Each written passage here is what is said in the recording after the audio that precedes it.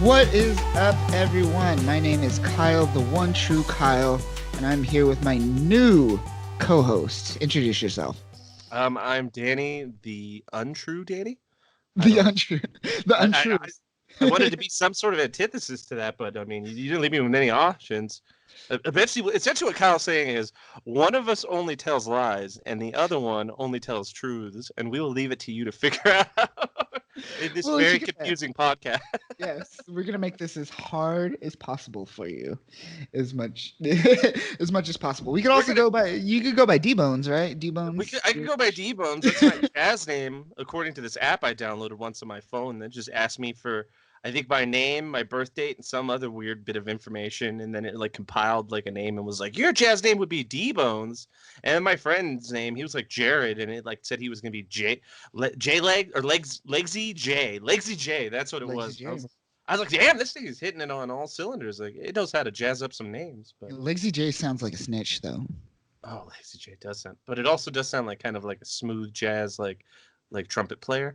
Legsy. Oh yeah. He plays every Saturday night at the Troubadour, but he has so much shit on everyone, and you're just like, fuck. He pays attention to everything. Legsy J is just gonna squeal one day. He doesn't miss nothing, and he's got a big mouth. But he's a great trumpet player. Yeah. No, you gotta do it in like that 20s voice, like Legsy J. You see, he's not a trusty one. I'm not good at those. I gotta work on my voices. I'm not great at voices. That's my next. Do you like the Family Guy, the fast talking high trousers? Yeah. You need a new pair of pants? I got you a new pair of pants. All made of great fibers of cotton, denim, and everything you love of your pants. Please buy what I'm selling. Oh God, I'm dying here. Oh God, I'm dying. I'm dying on stage here. I said, I don't want to be known as a stink oil salesman over here. See? There you go. But I don't know. I'm fine. I'm fine with Danny. So Danny is here. He is going to be my second hand to this journey, because I can't do this alone. But we are talking No, we're not. We're talking Powers of X. Powers of X. Target identified. Initiate capture. Target? Capture? House of X was last week. Yeah, House of X. We talked a lot about Moira. Man, she gets around. Oh, she literally gets around the multiverse. Straight up, she gets around the multiverse. Oh man. Oh, that's interesting. She really does get around the multiverse. But I mean, more on how Moira uses her uterus for her advantage later on. We'll dive into Proteus. Yes. That'll be a future. That's future powers. Oh, geez. But yeah. All right, let's Powers of X. Powers of X issue number 2. Yeah, this is the second of the Powers of X. Like this is the big one. This is the one that introduces the concept of how the AI work. Like this one is, my goodness. Yes. So I watched a video, a YouTube video, kind of their promotional video for House of X and Powers of X. And what's his name? Stevie Cebulski. Yeah. Yes. He refers to it as Powers of 10. He doesn't call it Powers of X. He calls it Powers of 10, which kind of makes sense because it goes by a factor of 10, right? You go year 1, year 10, year 100, year 1,000. But it doesn't sound right when I say Powers of 10. It has that like tandem alliteration sound that you can kind of get from like saying Powers of X, House of X. It fits together in the way it just kind of rolls off the tongue. Plus, Powers of 10 sounds confusing as a comic book title. House of X and Powers of X kind of fall back to older X-Men titles, like House of M. House of M. It sounds natural saying House of X. At first, I was like, "That's an interesting." I get what they're going for, but when you say it out loud, you're like, "Oh, it works. It works." Whereas Powers of 10 is like a very interesting and provocative name for a comic book. If you didn't know it was X-Men, you definitely would be like, "What is this about?" Powers of 10. Is it about math? It's about like anything math related is going to turn. But it's going to be weird. What are they trying to teach me math through comics now? They're really trying. They're trying way too hard, man. What are you doing here? But yeah, apparently it is called Powers of 10. But fuck that. We're calling it Powers of X here. I'm fine with that. I can live with it. I am definitely fine with that. So let's start off this issue. In this first issue, we start off with Moira and Charles Xavier. They're on a boat. They're heading to an island. This island is Island M. And Island M, cleverly named such. Cleverly named Island M. Also, it's located specifically, according to Hickman, in the Bermuda Triangle, which I found interesting. Oh, see, I missed that. I didn't even notice that it was in the Bermuda Triangle. Yeah, so I assume it's like a mysterious island that no one could find. Only Charles could find. I can see what they're going with there. That makes sense because, like, where else could you be mysterious besides the Bermuda Triangle? If you want a secret island that no one can find, put it there. That's the place to go, right? Mm-hmm. Yeah. Hands down. So Moira and Charles Xavier They go to meet Xavier. He's just hanging out, being a loner. What he always does, being himself.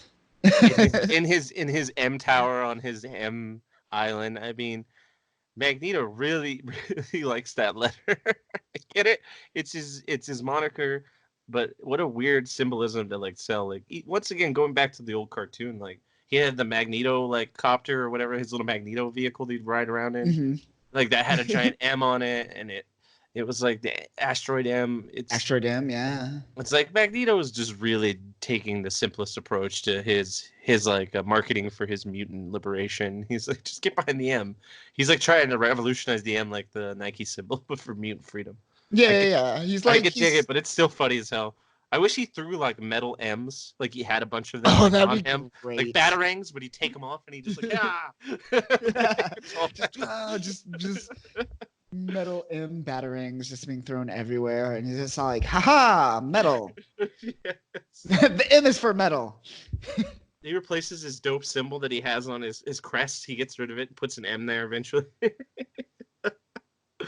It's like, Magneto, you're taking this villain role like way too cliche and tropey. Right? I mean, he's on an island in an isolated location in the Bermuda Triangle where no one could find him, all alone, just by himself, looking off into the distance. That's like evil villain cliche right there, right? It's just cruel. This is what I've become. This is me. Trope has devoured me. I am one with it. Save me, Charles. Charles! I can't even smile. I've been standing here for 10 years. Don't you understand? All I know how to do is menace. You can't even see. The artist didn't even draw my face. It's like shadow. It's all darkness. I can't even find my face. It's all covered and shrouded in shadows. Charles, do you see all this subterfuge? Do you see it? I can't even get through it. The subterfuge clouds me. Suffocates me. Oh, man. But they were able to arrive to free him from that. And that's the fortunate turn, is that if they would have never showed up, Magneto would still be standing there. Still be standing there, like, for all eternity. Like, even in year that, like, I would love to see that what if story, where it's just like, what if Magneto just stood there? And it's just like 10 pages of him just sitting there, and then maybe the last page is just ascension happens because like he stood there for 1,000 years and then AI just ascended all of humanity, and he's like, okay, and that's it. He just stood there the whole time. He just wrote it out. He did what he did in the X-Men the End, where he evolves further down his like mutation and turns into like pure living energy, but he's just chilling there as an energy ghost standing off. He's like, oh, a seagull. My purpose in this life for Moira is to be right here, and if I leave this, I will fuck up the timeline. But at least they convince him pretty easily with this beautiful trick they introduced last time called "Let me get you up to speed mind read." Yeah, let me read your mind. But before they do that, they play their whole banter game. Charles and Xavier, they're all like, "Hello, old friend," and they banter for a while. And I love that Moira just steps in and is like, "Okay, let me just tell you, both of your guys' plans fail, and you're both wrong."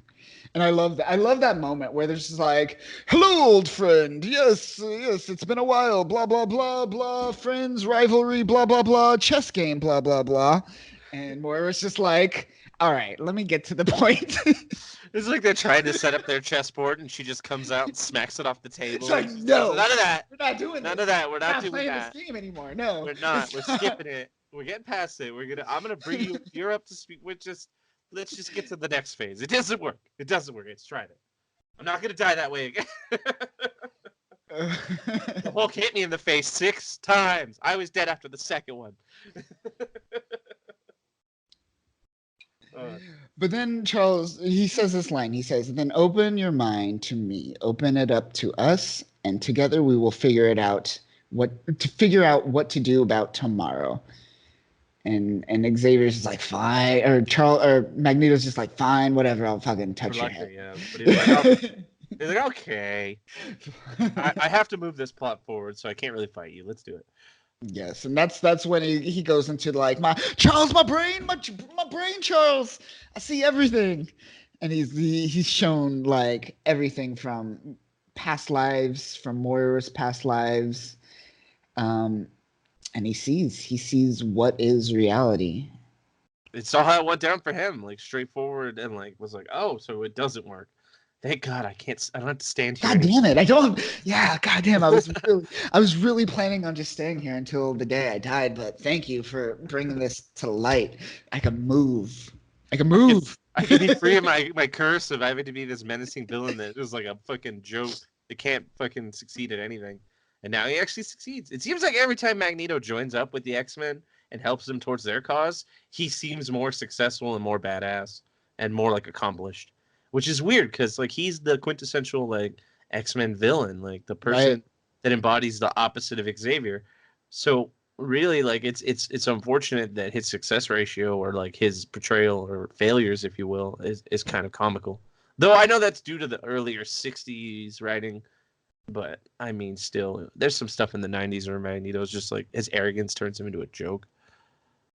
I don't know. The teen, or not the teens, the early 2000s, like say from like 2006 to like 2004 range is when Magneto really started to step up and become more badass and kind of work more with the X-Men, but also be more autonomous. He stopped being more of a mutant and being more realistic about what's going on with the mutants and all that stuff. And then they did a soft reboot on Magneto recently where they kind of brought us up to speed on his origin and explain like why, even though he's super old, he's very agile. It's like another thing where he's like, well, my mutant magnetism keeps me great, which is kind of cool, but still that was at least closer to all what's going down with House of X and to build up with this greater story plot. So it didn't have too much of like the older Marvel etchings of like 5 years ago, which I'm fine with that. So it seems like in this scenario, you get a Magneto that's kind of like what happened during when he joined up with Scott Summers, but less of like him being a background character and more of actually flexing that Magneto awesomeness in the main ground, like right up in your face. Like, look, I'm Magneto. I'm here. I'm helping, and I'm actually like relevant again and like portrayed well. Instead of just being that buffoon, like that bumbling villain of the week. Because they gave a lot of like Cyclops' traits over the last 10 years to Magneto in many ways. And gave him back to Cyclops in reverse. Yeah, exactly. Yeah. They kind of role reverse, which is really weird. It's bizarre. It didn't fit. It was a weird choice. I mean, I get that was pretty much all Bendis's work, right? More or less. Would you say that was?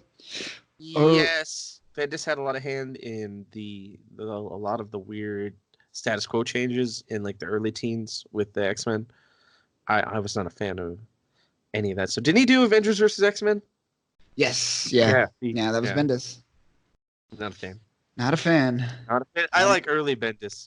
Like actually Avengers versus it was pointless and stupid, but it was ultimately entertaining. Unlike X-Men versus Inhumans, which was just nonsense. True, but didn't Avengers vs. X-Men feel kind of like a weird what if that just kept going on?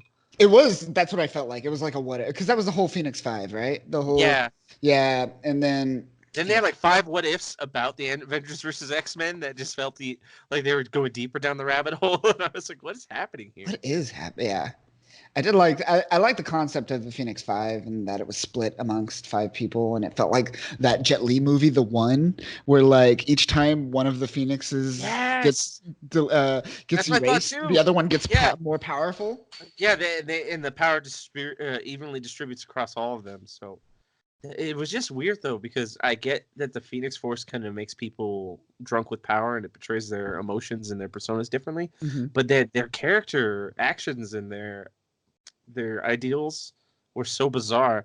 Like, do you remember like Colossus was like creating whales with like legs that could walk around, and like he was like evolving animals and he was like trying to play God and all this weird stuff. And I'm like, I Vaguely, don't. yeah, yeah, yeah, I, yeah. it was a weird heel turn for Apocalypse. I mean, he was already weird before that because he became the Juggernaut, which was cool, but then also strange. But still, I dug it. I Yeah, dug it. that But was an interesting one. their character portrayals when they're and like Scott is the villain, like this antithesis of. I always felt like he was the Captain America of the mutants. That someday he was going to just turn into like the perfect version of what Charles wanted, and like proper succeed the X-Men. But he never really recovered from what happened when Claremont was writing him, and he suffered all that tragedy with the Dark Phoenix saga.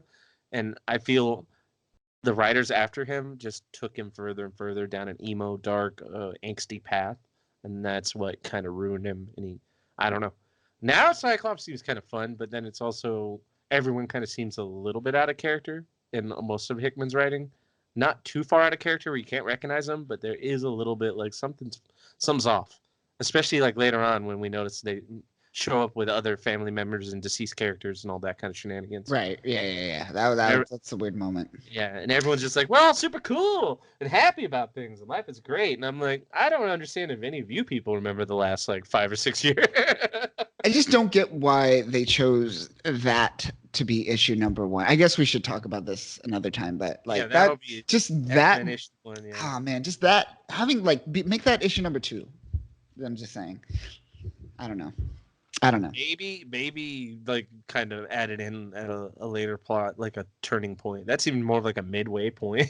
Like they fought a war, they rebuilt their kinship and understanding, and then they all have good character like chemistry. And now this is like the midway point before something bad's about to pop off. And I mean, maybe something bad is about to pop off. Maybe that's Maybe Yeah. like shit's about to go down with Vulcan. like literally next week, like whatever issue comes out next could be crazy. Like Could be. yeah. Yeah. But I'm just down for some more Vulcan later on.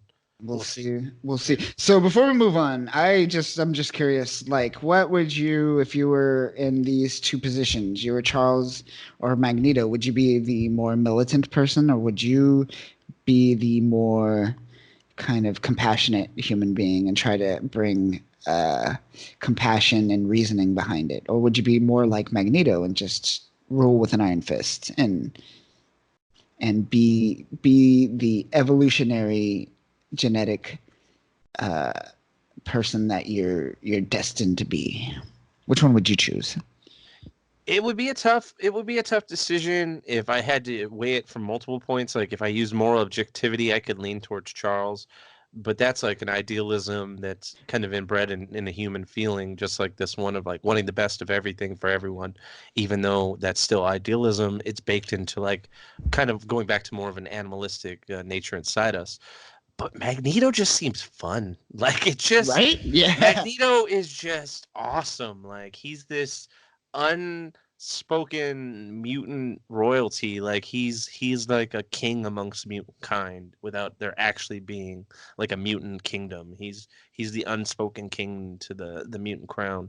Where he stands, he's got that nobility, that royalty feel to him, where he stands out and has a presence, and he's like, I am this one that is above all and not one to be mistaken for some lowlife, which is not always his perfect portrayal in some other things, but overall, the predominant Magneto portrayal is something of much more grandeur than many people tend to take notice or can miss.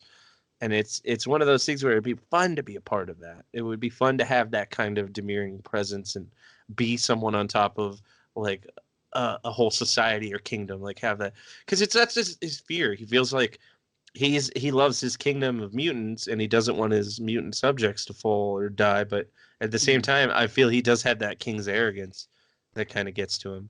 Yeah, absolutely. Yeah, I would totally choose Magneto as well. Yeah, He's but like just that's a so political thing. It's a yeah. political choice where it's like, are you? Is it the philosophical like road that you want to go down, or is it the character portrayal? So you could split it in two ways, like the persona or the political stance.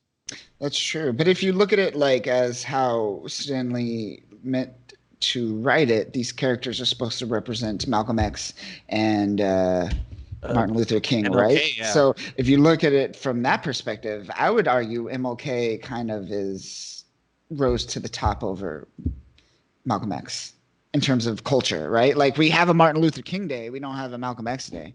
True. It's true. You're right. And the more aggressive responses tend to be the ones that are always demonized, even though the outcomes are usually meant for a more positive upswing.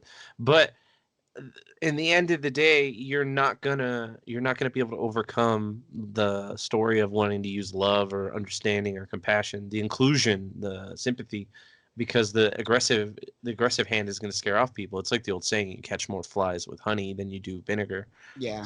So that's just more of a simplification, but in the same turn, you do find out here, even what Moira dives into is like Charles's idea doesn't work either.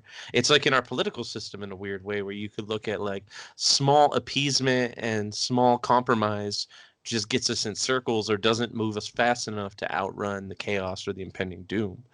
And Yeah. that's one thing that is the flaw in Charles's approach. But then Magneto's approach could work if I feel he was on like an apocalypse level, maybe like with his drive Mhm. plus apocalypse levels of a power, maybe even greater. I don't know. Maybe it's pretty strong. It's hard to tell what his limitations are. There are times where he's like, I can rip the earth in half, and then the other times where he's like, you've got wooden paddles. You got wooden paddles, and I don't know how to take off these metal Yeah. handcuffs. I don't know how Yeah. that happened. Got me, guys. I'm done. I don't know. Oh man, he'll never live that down. And it's like I love the guy, but some people just write him really differently. Yeah. Some people make him badass, other people are just like, yeah. Like when he was fighting Iron Man, he gave up on like trying to beat him because he realized the Phoenix Force was coming and he could sense it, and he sensed all the people dying, just like reaching out through the electromagnetic spectrum. Like he was literally tapping into the electromagnetic force to pull in energy to just defeat Iron Man with one move during Avengers vs. X-Men. And when he was doing that, he realized, oh shit, there are hundreds of thousands of beings out there dying because of what's about the impending Phoenix Force and what's happening. And it awestrucks him into like disbelief. And that allows Iron Man to just leave and book it and like take off. But I mean, at one point he threw a building at him, and that was dope. I have that as like a wallpaper. So I still love the moment where Magneto just goes, "Fuck it, I'm done with you, X-Men," and he just rips out all the adamantium from Wolverine. yeah, He's just like, "All right, I'm done here. I'm done with you guys right now," and he makes like an example of him, and I'm just like, "Damn." it turns into feral Wolverine that has no nose, which was in Bone Claws, And Bone Claws, yeah. which is weird. And people are just like, "Oh, you just have claws under there." Oh, so it's Yeah. not like that's not the adamantium just popping out. You just generally have claws. Okay, They're cool. just there. All right, cool. All right. I like the writing decision that came up to that because that wasn't the case. It was adamantium at one point, and then Oh it's like, yeah. and the staff was like, "Well, wait, if we take the adamantium, like Wolverine doesn't have his claws anymore. Like, how do we make him? He just punches people, and they're just like, okay, he has bone claw." He has Bone Claws, sure. Yeah, They just hit a throw it in moment where there. like Wolverine is just a hairy, angry dude who just really short and just goes around and pummels people. He's just like a feral dude, like a crazed fan. He just scratches people with scratches him with his hand. hand. Someone get this mental patient off. What is he doing? I'm getting You're gonna kill him, so they're just shooting him over and over again, just gunning him down. He doesn't have his adamantium. He's just constantly being brought down. he just keeps scratching you, and you're just like, oh my god, he's not doing anything to me. I can't shoot him. I can't do anything to him, but he's clearly not doing anything to me with these scratches. Gnawing into my arm. He's about to bite off a chunk of flesh. Get this animal off of me. They get like animal control to like put the little like Right. stick with the Sticks loop at the end and like pull him back. in like 100 or 200 more scratches, he might actually break blood. We got to get him off me, folks. I'm gonna be fine, but I might get an infection. Like Jesus Christ, man! I need some ointment. But Do they yeah. call that dude the Wolverine? Oh wow, But crazy. yeah, I definitely agree. Well, like, That was a dope scene though. That was, and that's that's dope scene. Magneto as one of That his is, most impressive points, and he has those, but you don't get him enough recently, and this is one of the first times where his presence is really oh, respected again. and it's great because he's like very unwavering, and even in this moment where like he's just like whatever, Charles, and then he reads his mind. Even after he reads his mind, he goes, "This is the line he says. He says, I won't acquiesce to sympathy or doubt, Charles. I won't give an inch. I will check you at every moment of weakness, Yep. and if you falter, know that I will not." Yeah. He threw it down the gauntlet and said like if you hesitate for a second, I will go full force Yeah. and I will deal with the consequences. Because he You knows can't stop everything me. now. He knows everything now. Like more, he saw more of his past lives. He saw what Xavier saw. He knows everything. So like even what like Charles' rhetoric at this point doesn't matter anymore. He's just like, all right, I'm in, but do not do anything to make me think that you're gonna quit or falter or fall behind or become weak in a moment because I will not. Yeah, he will spare no vengeance. He will spare no swift justice. There will be times where I think it's going to come to a crossroad, and they're going to be like, "Oh man, like we can't respond like this." And Magneto is like already just like murdered. Like I have a feeling we're going to see some big heroes at some point because it's you notice there's been a severe lack, except for that one panel. There's been a severe lack of like influx in the later stories of like other characters outside the X-Men verse, like the X-Men family, if you will, Yeah, like absolutely. Avengers and other people like that. I have a feeling some of those people are going to come up into to play later on, and they're going to suffer. Like Magneto's going to kill someone big name. I see that coming. I just know it's going to happen. That's going to be a big. That's going to be that moment where Yes, Charles is tested, exactly. and Magneto's just going to be like, I don't care. I'm just killing the dude. Bah. Yeah, and I'm excited for that moment because it's going to create that tension that we saw, and it's going to essentially bring X-Men back to uh, normalcy or as we know it, right? Where Yeah. Magneto is the bad guy, Xavier's the good guy. Where there's compelling arguments on each side, and we watch them play out. But as of now, this moment that we see is definitely laying the grounds for something in the future where we're going to get a disagreement between the two and we're going to see a divide and we're going to see a split. Or it overcomes it. There's like a crazy twist where they actually both come together on they both reach like a middle ground where they both find a happy outcome where Oh, they somehow like overcome the odd without having to break away of any of their pride or their values. could you imagine a moment in the future where this happens and actually Magneto hesitates and Xavier executes? Oh, that would be even another twist. That I would didn't be even think about insane, that. right? Oh, wow. We're That would starting to be get some. interesting. It's Ooh, dangerous though. We're going into onslaught ooh. territory, and we don't want Are to go going there. on. Oh, onslaught. Oh, Ooh. that is a road less traveled. All right. But So yeah, no, great, yeah, great clash of ideas, and yeah, like I said, gun to my head, Magneto all the way, because it's Magneto just all the way. it's too majestic to not want to be Magneto. I mean, Right? Charles is great and all, but his idealism is just going to get him killed each time. Every time. And yeah. So this is all taking place at year one, which we did not mention. This is Powers of X or Powers of 10, whatever you want to call it. But where we jump around and we jump around from year one to year 10. And year 10, we're introduced to Cyclops is talking to Xavier on Krakoa about the mother mold, and we're essentially we're starting to understand the concept of what the mother mold is and what is happening with these AIs that are taking place. Nothing really compelling story wise, I want to say. It's just kind of setting up the concept that there is a mother mold out there. It's already built, and essentially Xavier's like, I think they introduced Nimrod. They described the concept of Nimrod, and Yeah. this is what I like most is that like essentially Xavier's like, you need to do this, Cyclops, and Cyclops is like, I will do whatever it takes, and this is kind of like a moment, or that's what it is. Essentially, Cyclops says, does it need doing? As in, does this need to be taken care of? And Xavier says yes. And then Cyclops says, then it will be done.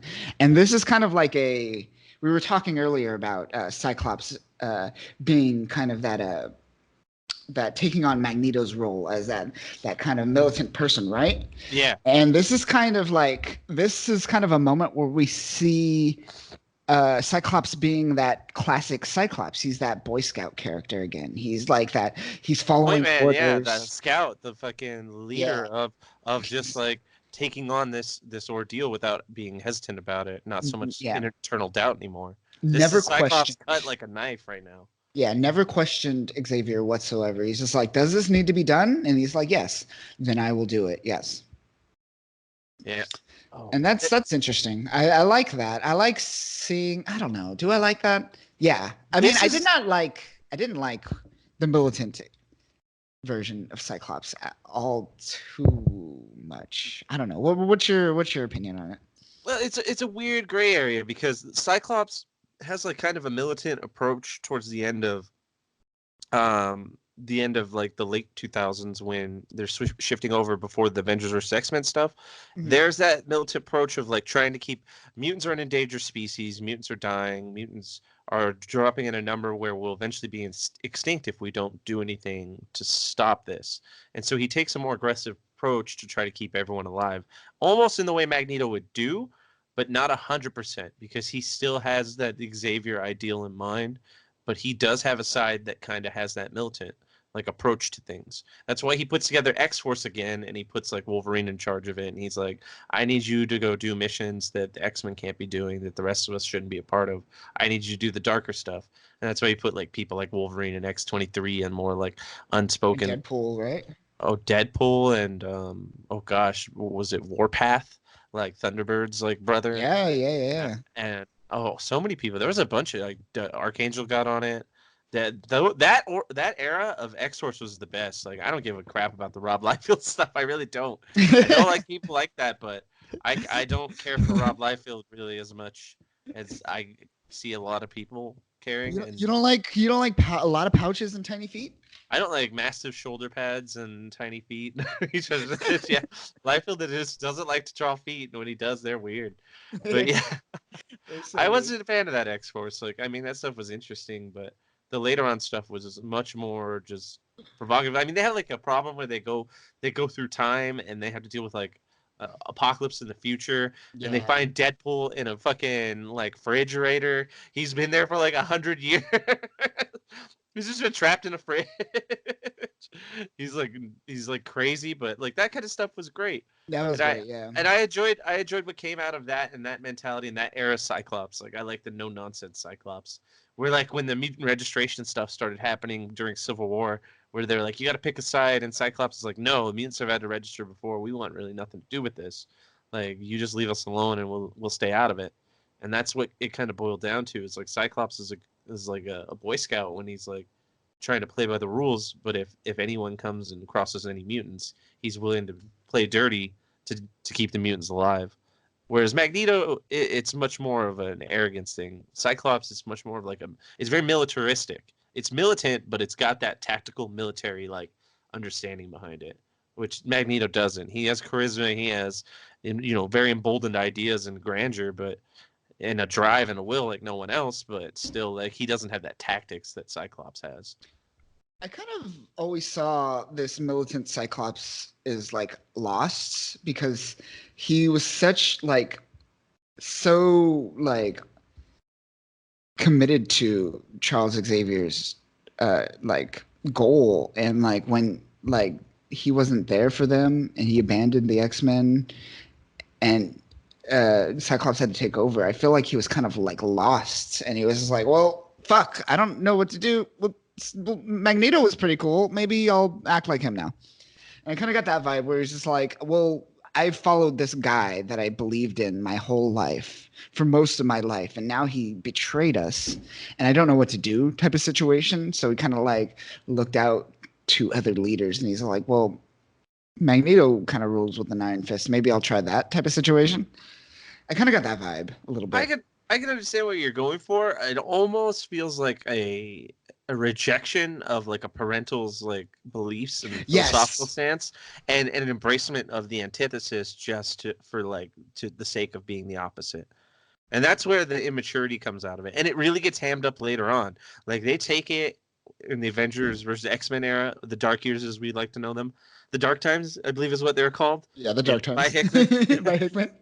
So from here more known as the Dark Times, they turned that shit to 11, and he even starts dressing like Magneto. He puts the red on. He had that red X, and he shoots that weird red X optic blast. It was kind of like Magneto and his M's aside, like an X optic An blast. X optic blast, yeah. It was so campy. I was like, what are you doing here? This It's doesn't make him more endearing and cooler. It makes him No.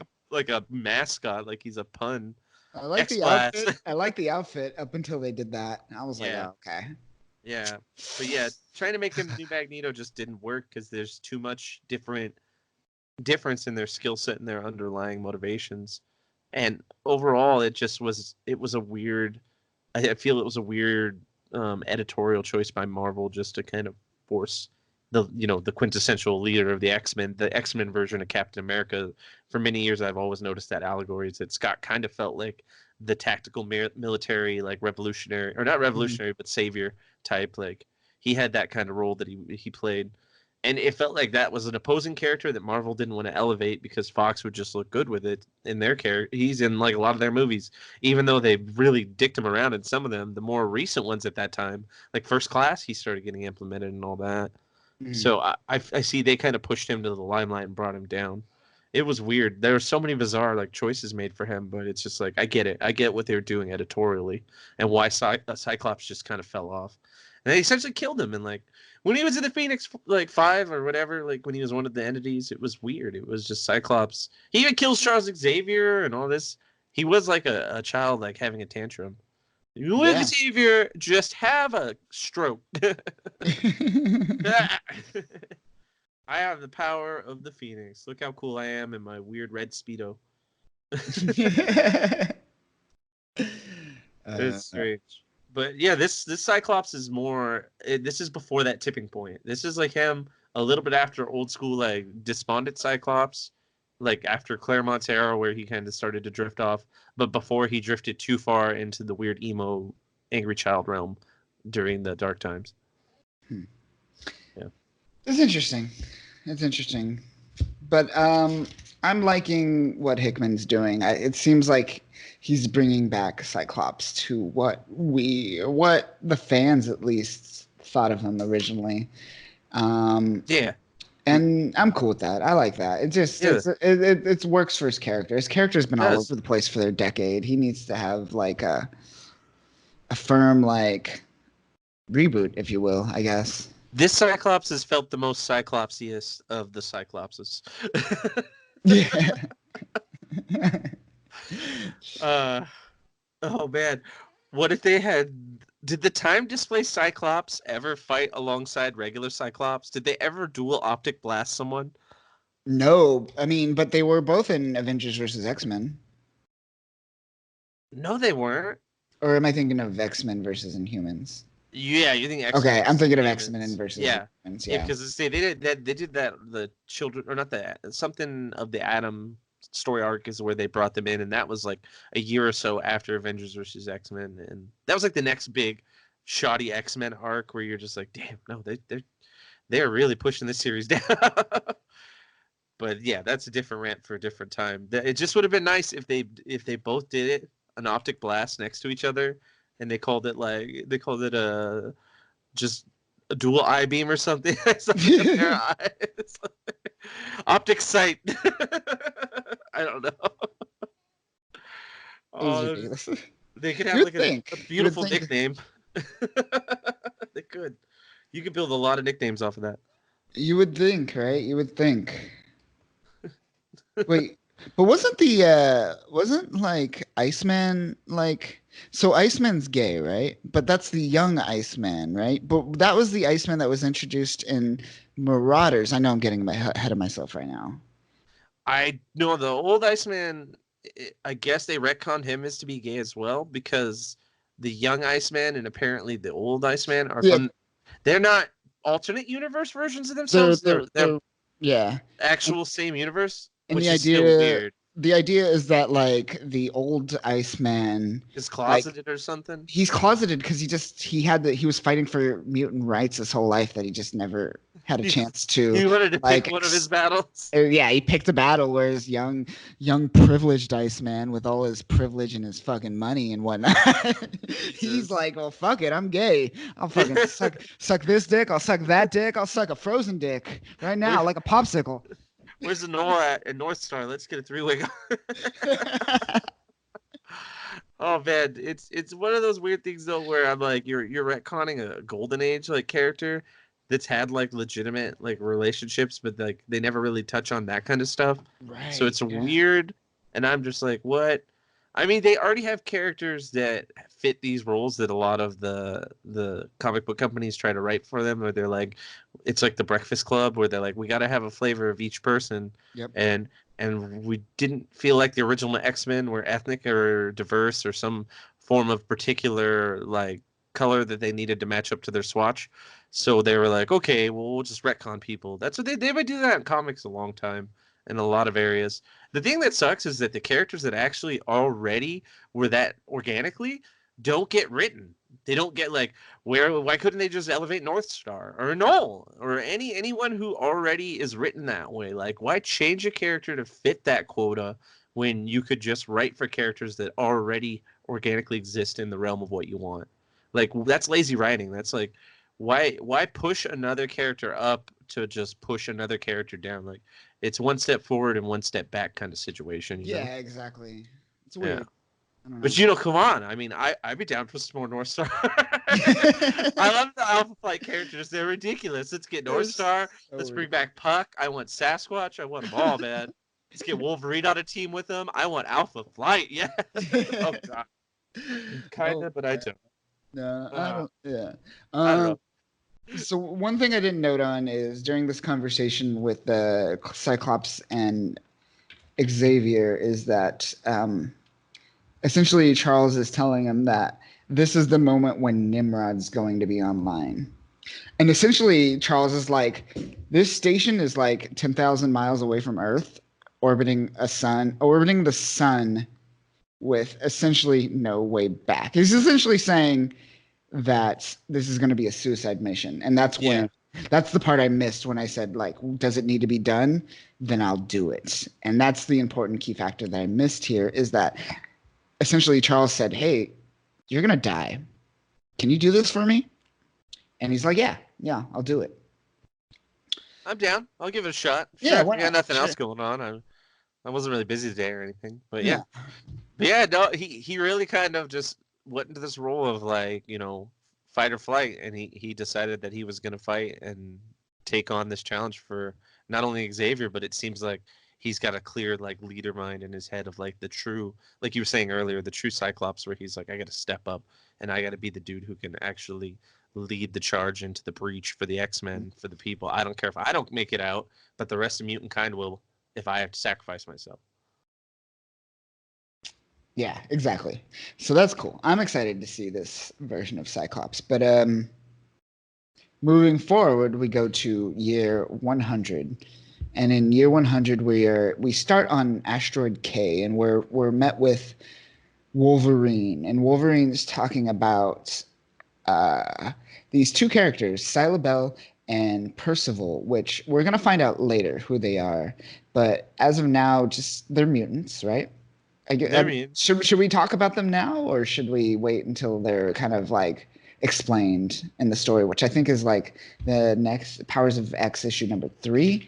I mean, of note, they have striking resemblance to obviously other mutants. Like you can tell that they have lineage in the X-Men like mythos. You look at them and you're just like, oh, one of them looks like they might be related to Nightcrawler. Other one looks like they might be related to maybe Colossus. Magic. I was getting Magic, but yeah. Magic, but Rasputin bloodline. Rasputin bloodline, yeah. Yeah, like that's why I got with the sword, but the skin kind of was just like, oh, okay, that kind of got a Colossus kind of feel to it, the way her skin kind of malleates. But that's just a thought. But that's really all we can note on them right now.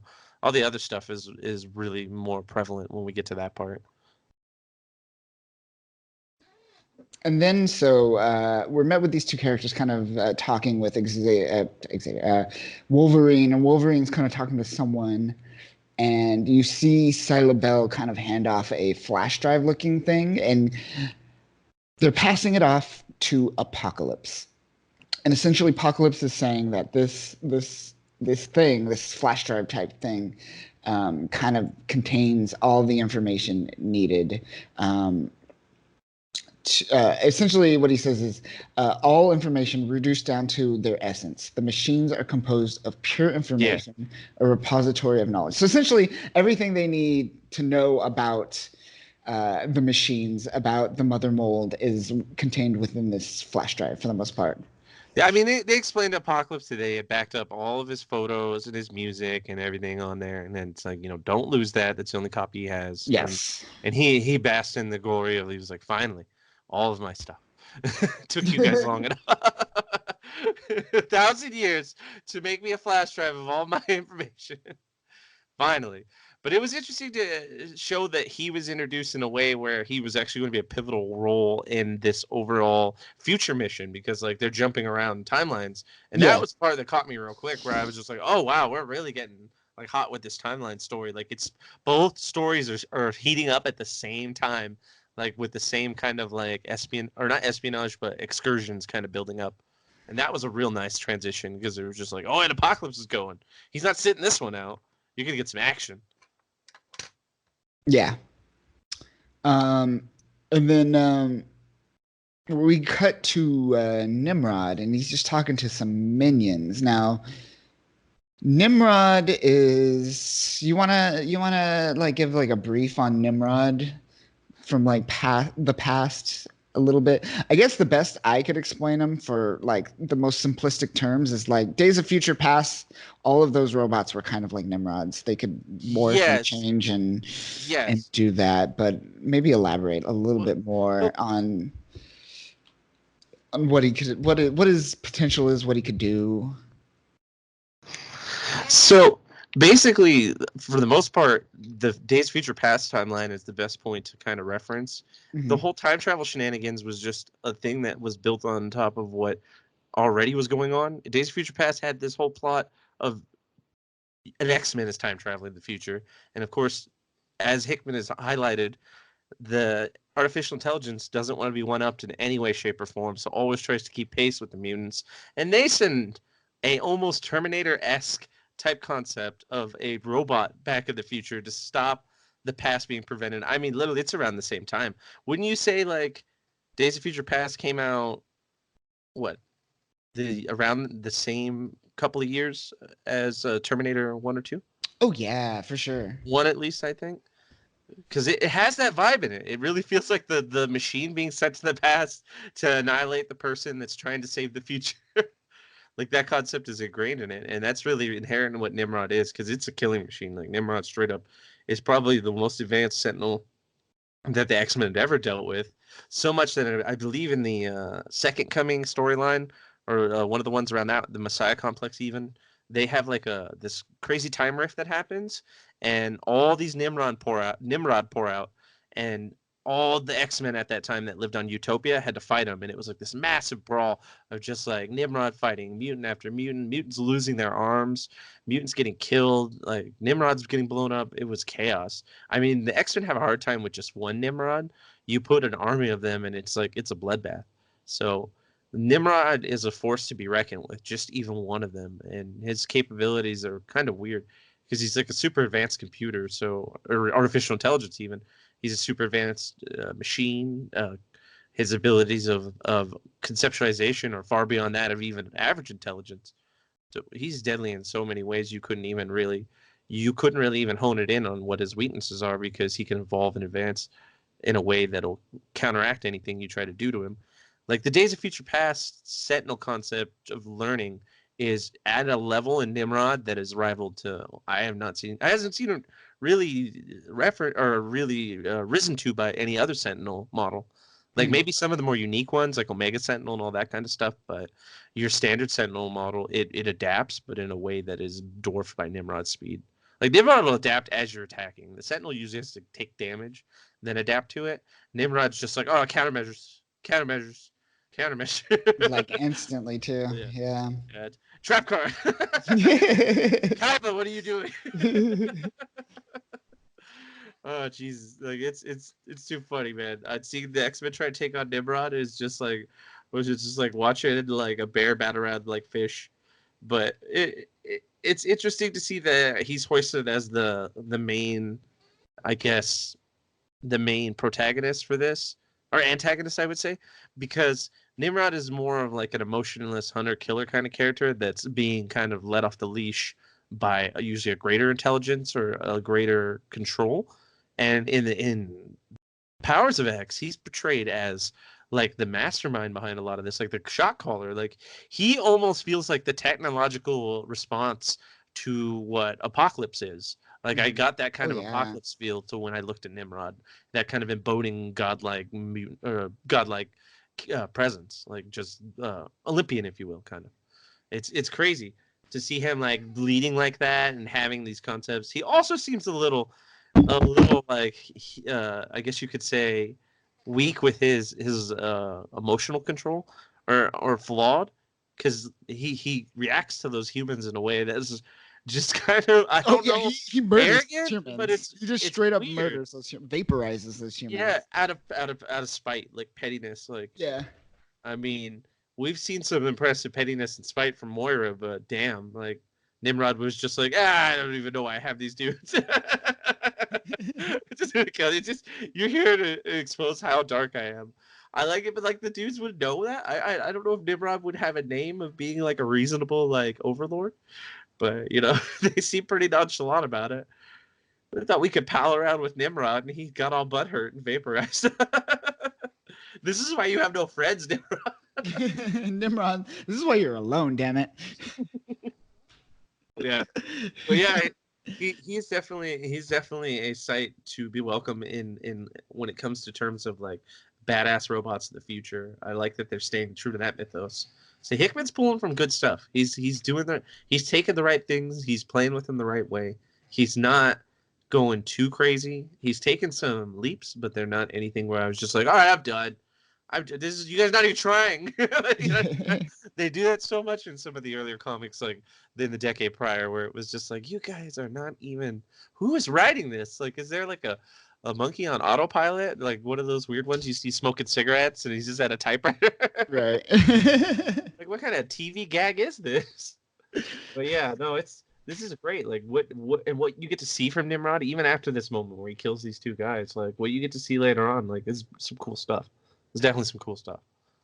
Yeah, definitely. And then after he kills these two people, he sees that the X-Men are on board and ready to make their assault, and he's just prepping, right? And we're taken back to these future X-Men, and they're essentially decrypting that information. And there's a moment. It's interesting. It's like banter right here. Wolverine. Yeah, a lot of camaraderie kind of spirit building. Yeah. Wolverine's just like, I wish if I had brains, man, I would be killing everyone already. And then Zorn's being super like self-deprecating and everything, and it's like okay, so I had a kind of a Wizard of Oz moment there with Wolverine where I felt like it's like he's gonna break into like song. He's like, if I only had a brain. What I would do if I was in control. Like he had his own little internal like story about like I wish I ran things. I'm always someone's like I'm always an underling. Oh man, I really feel like Zorn being a prominent character here is the weirdest thing. It is weird, right? To be brought in. It's like that's weird, and I find that the weirdest thing in a room where Douglas Ramsey's being piloted by fucking Krakoa over there, and that's super weird in itself. But I can accept that. I can accept that because Douglock is pretty much the same thing. It's just, you know, Warlock using Douglas Ramsey as a conduit to kind of merge their powers or utilize his powers. So Krakoa is doing the same thing that Warlock did, but I guess Douglas is dead. They mentioned that he's like a corpse in there. Yeah. So like, well, Krakoa turned into Swamp Thing and then pilots Doug's corpse, I guess. I think that's what's going on. Yeah. Yeah, that's how I broke it down. Even like in like the wikis and other pages when they were trying to dive into it a little bit. It was just like, yeah, no, he's just dead in there, and it's really just Krakoa using Dustin's powers. The poor guy, he's got the most bizarrest power set, but it's so applicable to other people's uses. Like someone turns him into a computer at one point, and there's another time where like he's literally just like a shield for like deciphering things. And they just like do your part, say what you need to say, or like decipher what you need to decipher, then get to the back of the line so you don't die because you're practically one like stray bullet away from dying.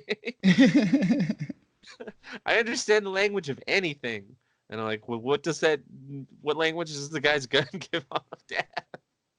Death is what I see. That's what that speaks to.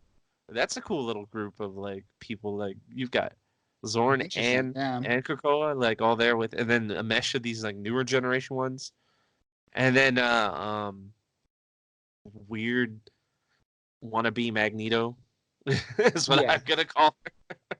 I like, I like the homage, and I like I guess you could say she's paying homage, but it's bizarre to me to see it that way. The green is just it's funny. I'm like, are you wanting to be like, did your daughter die? Is this like a memorial thing? Right. Because using the green color like scheme, like how a Polaris used to do, Polaris used to do, is like it's strange on him because it just looks like a lazy palette, like a lazy color palette, but its symbolism is at best okay. Like I don't feel like they did a good job with his design. I just would have kept him red. Yeah. Doing this like was just, he looks kind of funny. He doesn't really have a face. Did you notice that? He doesn't. Yeah, you're right. Is that more of that ambiguity that he's shrouded in? He's going back to his old ways now. Yep. Polaris is dead. He's like the return of my dark menacing side. More shadows in my helmet. But what are you gonna do? They're having some fun with these timelines, and I'm appreciating it too. Oh yeah, definitely. I'm digging every moment of this. But essentially, everyone's like, or Wolverine's just like, we're gonna die, and then Apocalypse he gives like this great speech where he's like, we will go and take what we need, and then we will return it, for I will lead you. Yeah, he's a very William Wallace, like kind of like let's get to it speech. Yeah, it was pretty funny. I definitely was happy to know that not only was Apocalypse going to be around, like just to interact with everyone, but he was going to be a legitimate team member, and he was going to be the point man. He was going to lead them. Man, right? Yeah. It's not the final boss. You fight him round one.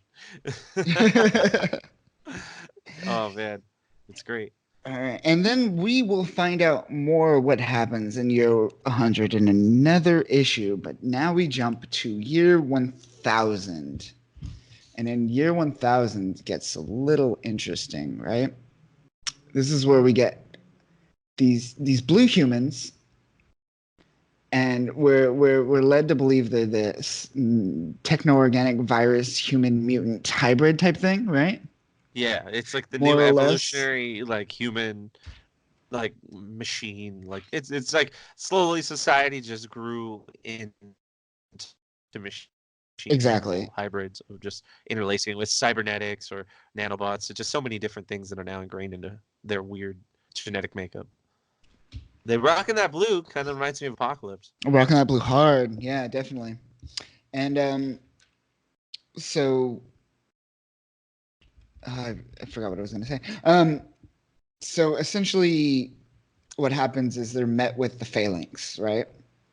Oh, I should have mentioned that the character that we're kind of being shown throughout year 1000 is the librarian, and we kind of see her here and there throughout year 1000, but she's going to play a bigger role, and we know when they introduce what happens in Moira's sixth life. So we'll put that in the back burner for now, but just know that the librarian's kind of like our passenger, our character that we see the world of year 1000 through her eyes, I guess, kind of. Yeah, it's like kind of the human point of reference that they really want to give you a taste of, because it's always this three-way struggle between the mutants, the humans, the machines, and the machines kind of have their own unique place under the reference of Nimrod and what he's seeing. But then when you come to what the human straight perspective is, hers is really the key point that they try to push it all from. So there's a lot going on, but what the frame of reference we're getting is right from hers at that point, and that's how they carry it from that point forward in the other issues as well. But they intertwine as well, like Nimrod and her, and then the X-Men as well. Yes, correct. And I think she mentions in the first panel. Let me go back real quick if I can find it. Yeah, the first words out of her mouth were, "So Nimrod, did it work?" Yeah. And essentially she's talking to this orb, which I think this is what Nimrod evolves into, these orbs, which are the world mind, essentially, right? Yeah. The Nimrod evolves into the world mind, which is essentially a collective consciousness, right? And so do we want to dive into that? Should we just break down the let me societies, talk, or will we do that at the end? let's Because do that. that's a whole tangent right there. Yeah, that's a whole nother thing. But let me just finish like this story off for now. What happens is you have these kind of like world mind orb things that I guess are the collective consciousness of everything. And then the phalanx comes. And essentially the phalanx just destroys the Nimrods. And they're like, "We ate your world mind. We are your hive mind now. What do you want out of this life?" And the phalanx is talking to the librarian. And the librarian just says, "Ascension," and that's the end of what we see of year 1000. And this is when Hickman breaks down. This is no longer a comic. We go into novel form, and Hickman breaks down the types of societies. And this is where things get.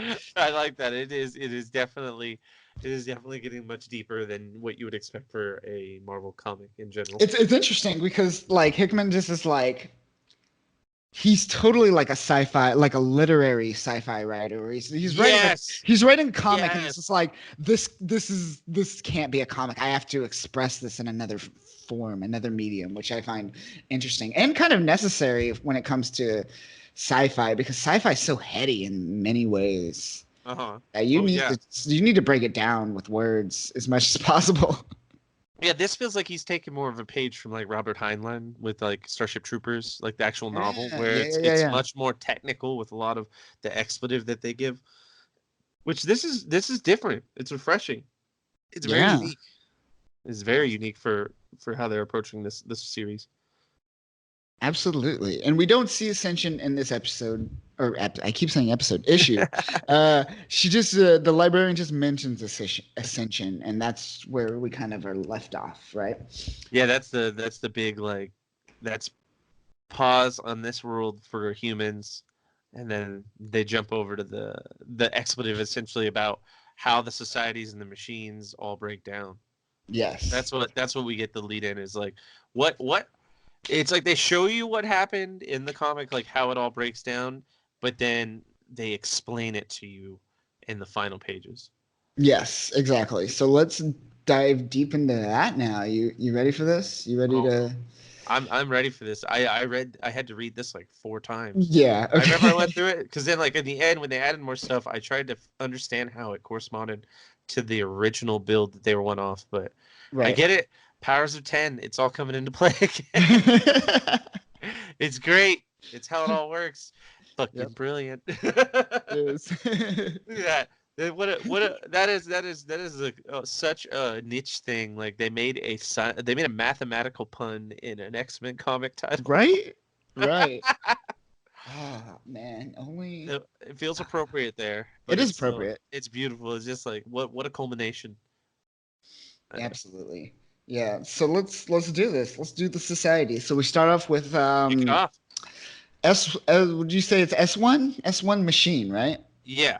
Okay, so machine, a single machine mind that is a direct copy of an existing sentient mind or represents the equivalent thinking power of a single sentient mind of a species. So this is just a regular So like human or like a human or robot, right? So Or just- you have a mind.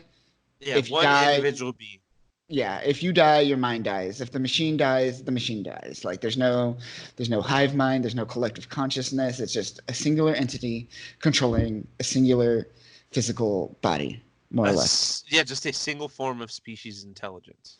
Because Uh, you could still be like an individual intelligence on a greater thing, but if you operate autonomously from the greater thing, you're still an individual intelligence, unless you're networked into it. So it's like you could still break it down. It almost doesn't even have to be a single creature. It just has to be a single based object that has its own autonomous existence. Exactly. Any artificial intelligence, a human's considered one, an artificial Or like intelligence a- considered one, a machine, a sentinel's considered one. Or like an amoeba, or you can get down low. Yeah. An amoeba, yeah, Yeah, just any type of smaller. singular Yeah. sentient mind, right? Yeah. All right, and then we move on from there to S10, hive mind, a collective of individual machines with an unified thinking power of up to 10 machines. While there are hives composed of more than 10 machines, regardless of which species they are based on, ones with more than 10 machines working as a collective begin to fracture and deteriorate as a repressed individuality of each machine overwhelms the hive. Note, unlike intelligences, hives are mature individual intellects working together that were not created to naturally reach an S1 beyond their machine state. So essentially, a regular individual machine can never become a hive mind. It has to be a collective entity from its advent. Yeah, it's like it's not designed to excel past that either. So it's locked in as its purpose is meant to be a hive in its functionality, and it's not upgraded past anything beyond that. That hive mentality locks it in, and its place in the packing order can never be changed. Is at least how I interpret that. Yeah. And it seems like if, like how it mentions, if a hive mind goes beyond 10, it's possible, but it begins to deteriorate. It just seems like it kind of branches off and becomes a separate hive mind from one another after a while because it becomes too big. And Yeah, it's no longer a collective. Yeah, exactly. Because when you get into the next tier, it gets a little more complex, and like it wouldn't just be the amalgamation of hive minds. It would be a much more larger. It would be something based off of the first tier being re-implemented in a grander scale, whereas the hive mind is something unique to its own kind of functionality and design. Like you could see, like drone bots would be a hive mind. And drone bots You got a would not- collective drones. Or you got like spider drones, kind of like unique, like little smaller ones that one focus, one task. They just keep doing it over and over again, and they're not going to vary and like evolve into a super intelligent. Yeah. Hopefully those drones won't. I mean, I guess, but their practicality and implication are like really limited, and their scope is so small. I feel like they're set in just one mode, and they're just a bunch of them working together, but they're not particularly intelligent in a grand fashion. Yes, correct. All right, and that moves us to the next phase, S100 to 10,000. This is intelligence. And intelligence is a thinking machine created to be an amalgam of at least 100 machines acting in harmony towards a collective goal. Note, the Supremer, aka the Kree Supreme Intelligence, is considered an amalgam of direct copies of Kree philosophers and thinkers that were merged into a single intellect. So that's the first time I think that Marvel has mentioned this concept as the Supreme Intelligence has been around for a while. It was in Captain Marvel, but to like kind of like, I guess, categorize it in this way, it's never been seen this way before, right? It's never been broken down in like the greater scheme of how the artificial intelligent hierarchies work, and like how you can demonstrate how machines and intelligence can work in tandem. So I feel like this kind of labeling of the Kree Supreme Intelligence kind of puts it in a nice umbrella and a little easier to grasp. I didn't even think it was anything more than like some sort of unique computer system, but I also didn't know it was a makeup of like the philosophers and like a bunch of more radical thinkers or unique thinkers of the Kree timeline. Right. I thought it was just like an actual, just like an artificial intelligence. They created it like they made a supercomputer or something. Yeah. All I can think of is Moses when I look at it because it's the Super Best Friends episode from South Park where they have. Yes. And so every time they show the Kree Supreme Intelligence in the comics, I just picture it You as like, see like the Tron like yeah, the cycles. Tron. Yeah, exactly. It's so ridiculous. It's so Like, I dig the concept of what the Supreme Intelligence is though, and how they use it, and how it uses the Kree. It's funny. They've had some weird stories about nonsense that it's pulled, and then they've been kind of hustled by. But yeah, it's a weird thing to think of because then you're like, okay, does that mean there are other things that kind of meet that criteria? Like I'm sure there's stuff out there that's similar to the Kree Supreme Intelligence that we could put under this category as well. I just feel this is their first time labeling something like this, like bringing it into that kind of fold. But I'm sure that there are more that they'll point to later on. Like the Phalanx is another one, but that's farther down. But that's another already existing thing that they brought into this, which is kind of cool. So what I'm trying to think, what else would be what else would be considered an intelligence based off of this category in the Marvel universe at this moment? I can't think of anything else at the moment. Supreme Intelligence is. Who is like an amalgamation of like a bunch of machines or mechs or like androids or cybernetic biological beings?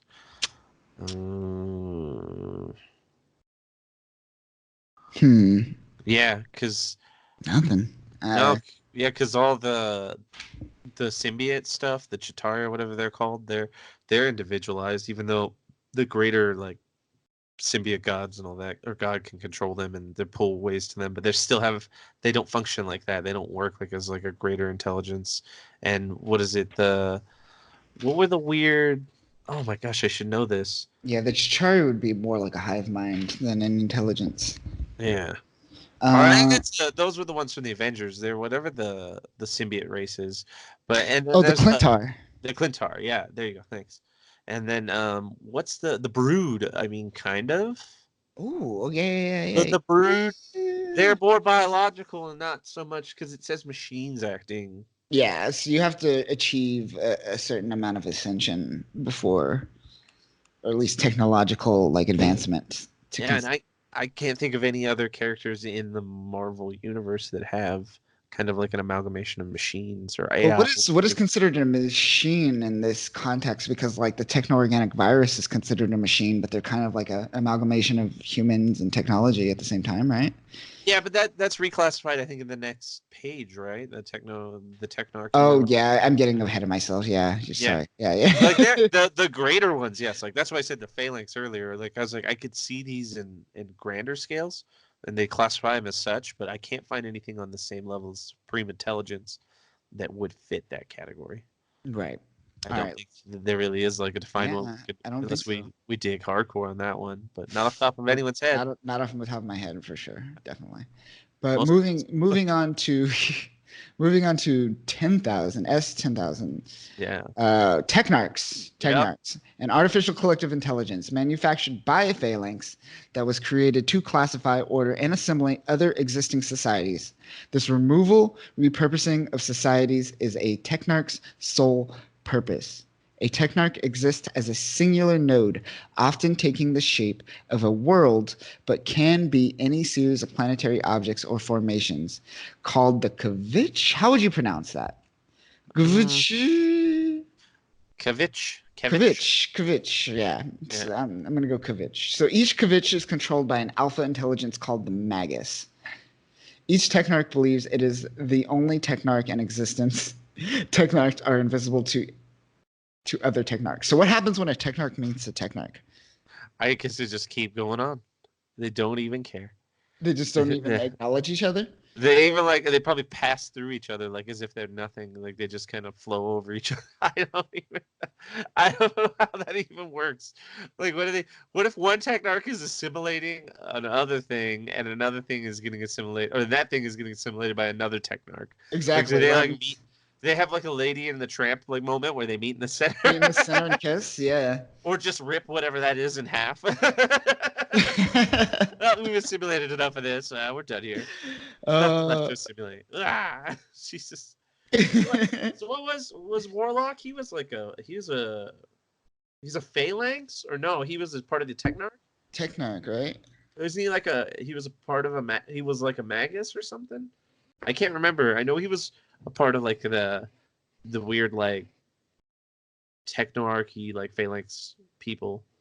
They're weird amalgamation of whatever they are. That weird biomechanical goop of gold and black colonizing energy.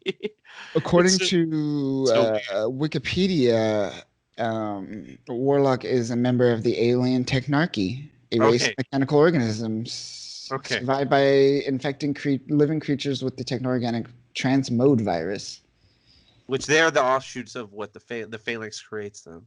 Essentially, I think that this Technarchy is what kind of where Hickman's getting this concept and delving into this concept of Technarchy from a little bit.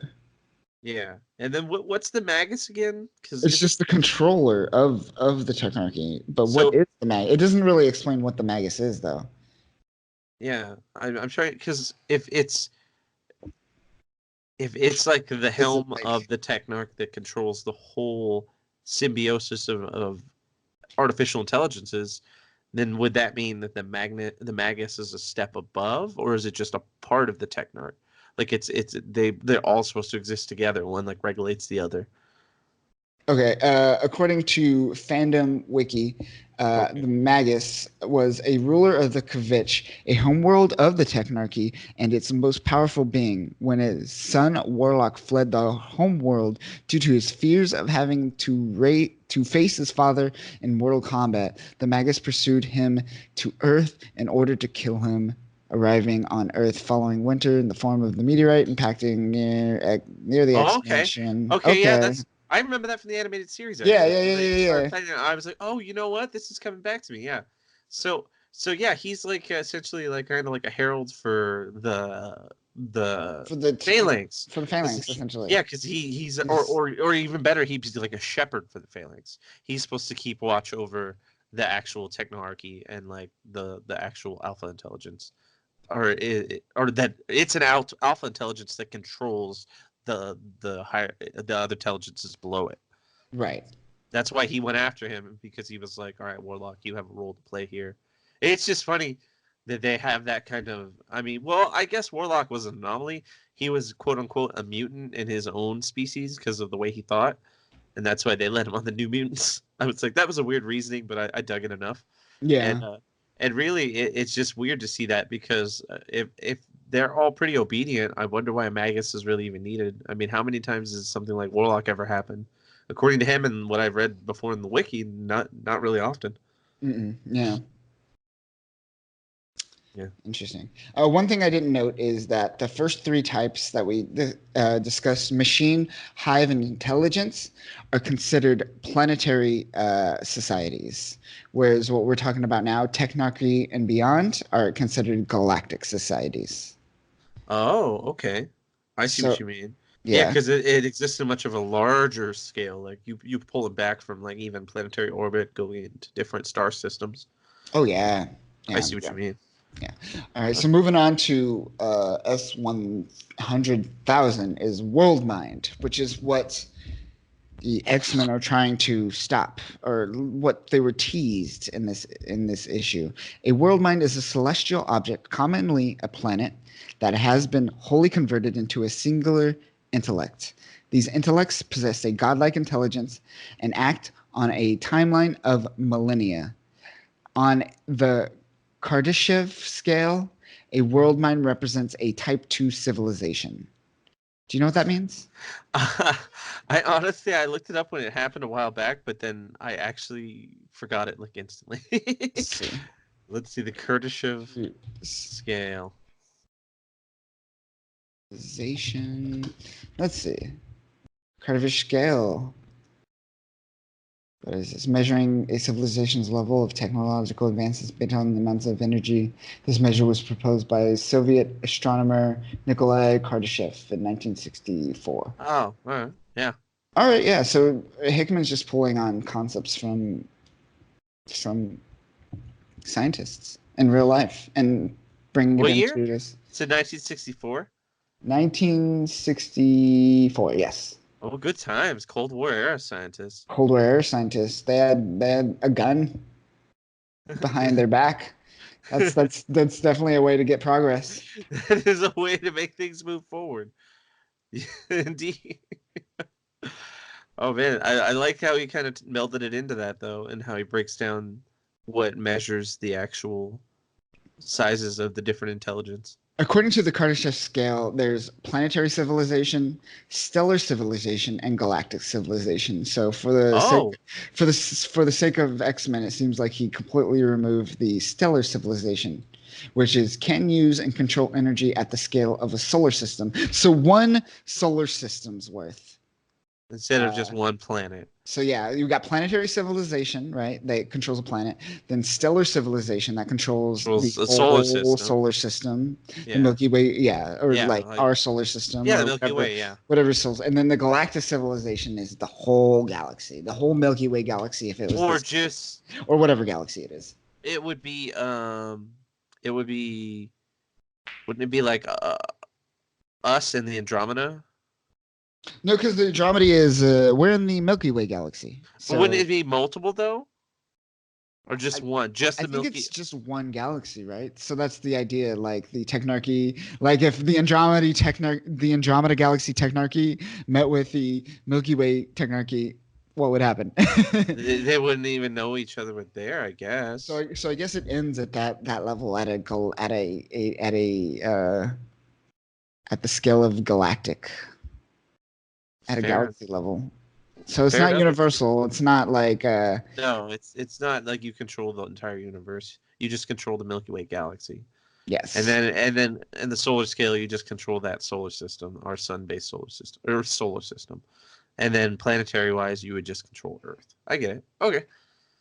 I was just curious because I was like, how does the other? What if you have like, can you control two galaxies? Is Right, there anything yeah. for that, or is that Like, I is don't there know. anything bigger? Well, we have the last one, which is let's just go straight to that S 100,000.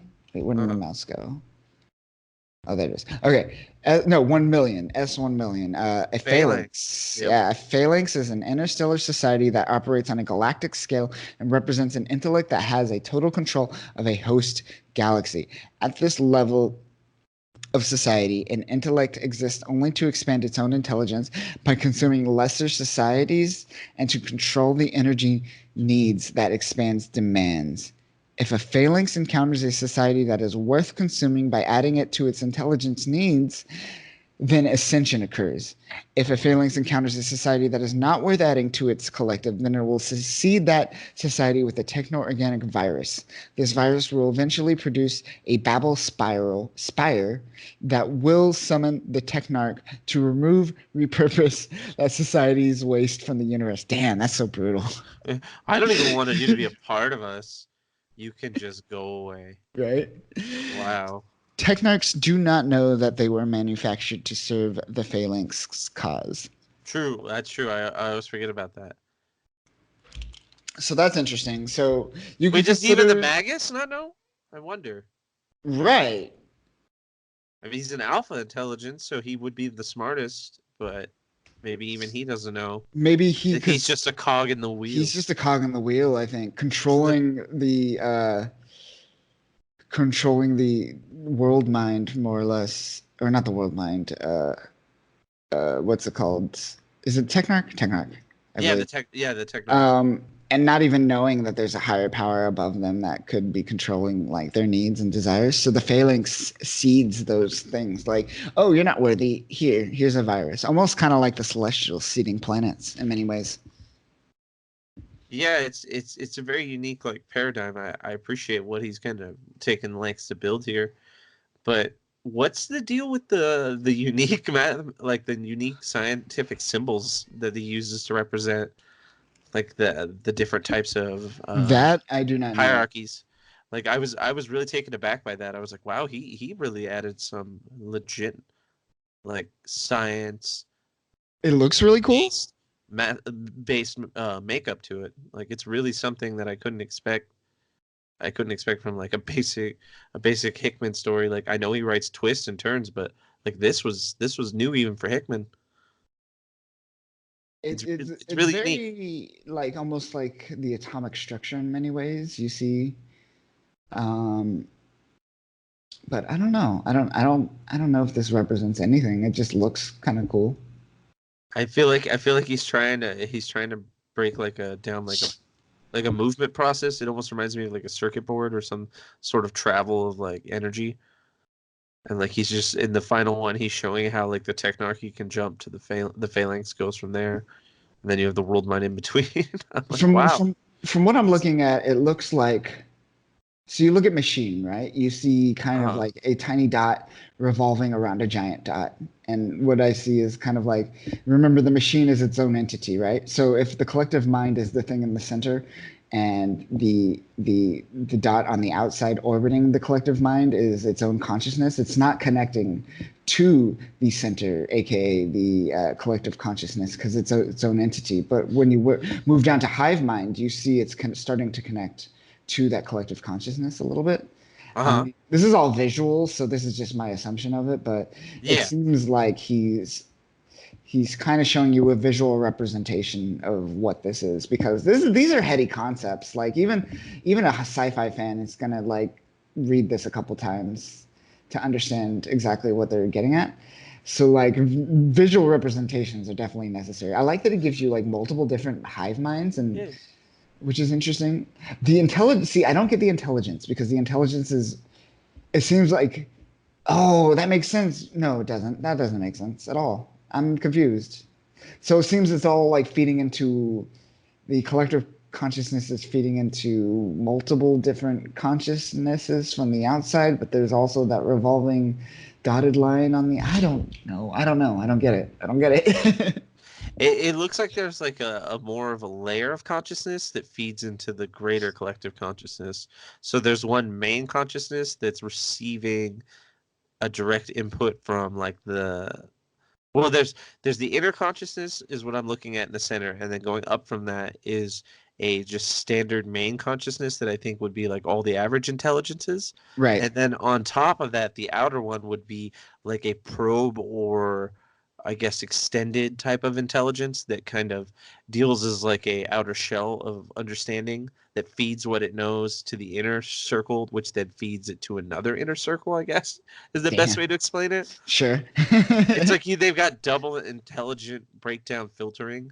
It's like maybe you could say like a satellite, and then in the center there's the ground crew, and then there's the main intelligence that's in the center of the Earth. Like you could have people on Earth, and then above them would be the satellite, and then the center of the Earth could be like a supercomputer. That's like a really layman's term way of breaking it down. Yeah. But I that, mean, but as a yeah. whole intelligence, it functions like that.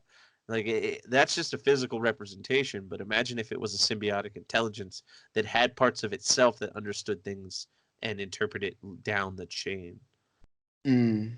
which is Yeah. still really convoluted. And then when you look at the final one, I'm just like, this reminds me of like a weird play on like skeletal structures or like I said, circuit boards, like chemistry skeletal structures. Hmm. But I'm looking at it and it looks like the world mind is operating autonomously from what the phalanx is doing because the phalanx is out creating more technarchs Yeah. and the world mind has no in between to that in It's it. weird that they seed like the Phalanx seeds Technarchs instead of Yeah. seeding World Minds. You would think it would go straight to World Minds, but rather it seeds Technarchs, which then evolves into World Minds eventually, I imagine. Yes, exactly. It's crazy.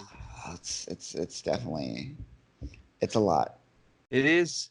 And I probably still won't 100% get it for many years. And then eventually one day I'll be like, oh, I get what he was going for. Yeah. One day. It all makes sense. You got me. No, it's good stuff though. I mean, I really feel like this is out of left field. Like I was not expecting anything like this in these chapters. When I heard him writing like different stories about the different lives of Moira, I was like, all right, well, how's that going to play out? And then he goes and does like this in Powers, and you're like, well, this is Okay. something surprising too. Like Right? you take Like you he it's a left literally right. he 10x's your confusion like one after another, which is interesting. you're just like, well, fuck, these are a lot of lives to understand and like to follow. And then he's like, well, if you thought that was hard, check this out. We're gonna go 1,000 years into the future and show you how everything's kind of coming together. And you're just like, well, okay. And then you could say that the first rendition of like how the intelligence builds, like the first three, are very complex. But then he's like, we can still keep going, and we can still keep going. Yeah. And he builds on it, and you get up to points that just excel. But it doesn't let down. It is all in base 10, so everything goes up. It Everything stays goes true up. to its name. Yeah, powers of 10. Who would have thought? Powers of Roman numeral X. There you go. Powers. Both people win. You still get to call it X, and it's still a number. There you go. There you go. All right. And then, so this issue ends with a lot of information, but all these issues ends with a quote. And this quote is, "You must see by now there is no you and I. There is only us. We are together. We are together, or we are nothing." And this quote is from Professor X, which is very fitting for this episode. I said it again. Episode. Issue. Very fitting for this issue, considering it's all about collective consciousness. This episode of Podcast Z. This episode of podcasts, Roman numerals 10 to the power of X, is brought to you by MeUndies. No. Oh, Jesus. God damn it. Not yet. All right. But that concludes Powers of X, or Powers of 10, whatever you want to call it. That concludes this issue. What do you think of this issue? It was different enough from House of X where I liked it. I didn't feel like they were still trying to build the same kind of hype, but they created a whole new world of different hype that I was not expecting. So now I'm excited for like, okay, how do you now explain what's the relevance of the different types of galactic intelligences and how they play into the end of the world, and then how do you explain the different lives of Moira? So we're seeing it's like a race to find out what are you going to find out first? Like, what's going to reveal itself first? So you're racing to want to know it now. You're racing to want to devour that. So I liked it. It built up. Like, if this was released at the same time as the other issue was, House of X, it would have been a perfect, like, week. You'd have been like, this is great. I'm so excited to see what comes out next week. It's just unfortunate they were 2 weeks apart. But still, Yeah. it was a great issue. I'm still mixed. I think they're both just as good as each other, but I would say this definitely was a great issue. And still a great show of what's to come. Definitely. I agree with everything you just said, and I'm excited. I'm excited to see how Hickman kind of plays with these ideas of like different type of civilizations as we go on through the series, through Dawn of X and X-Men and Marauders and everything else. Should be interesting. I want to see how he kind of rolls all of this in the future.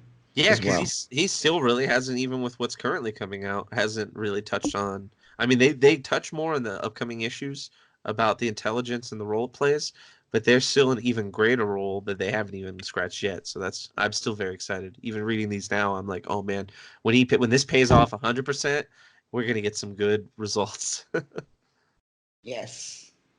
Yes, definitely agree, and it's exciting. But that is it for Powers of X issue number 2, and then Powers of X issue number 3. We're gonna learn a little bit about Apocalypse.